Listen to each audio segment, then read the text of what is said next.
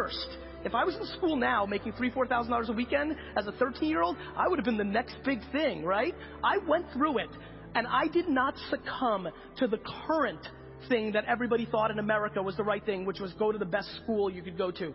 I understood who I was, and I went in all in on my strengths, and I implore a lot of you to do that.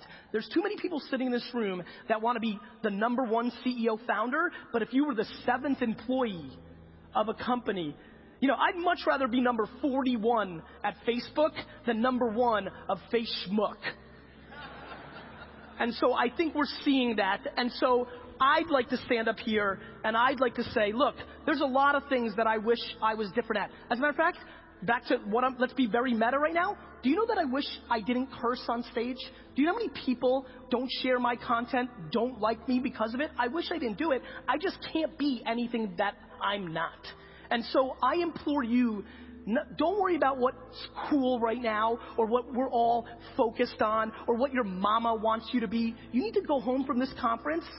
You'll be inspired, there'll be cool people, there's interesting shit, but I'm telling you with the bottom of my heart, it is fundamentally irrelevant if you don't know who the fuck you are. And the quicker you can start forcing yourself to understanding what role you play, #1, #7, PR, marketing, product, UI, everybody wants to be somebody else. I wish I was the quarterback of the New York Jets. It's not gonna happen. And so, if I can accomplish one, and by the way, I'm being very realistic. I'll be very, very transparent with you. This little 7-minute rant that I just came up with, I'm trying to reach one person.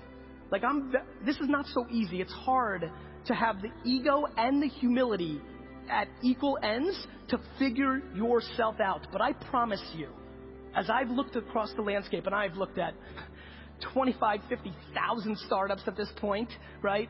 I have now spent the last 4 years of my life with the Toyotas and the Pepsis and the GE, biggest brands in the world, myself, my inner circle.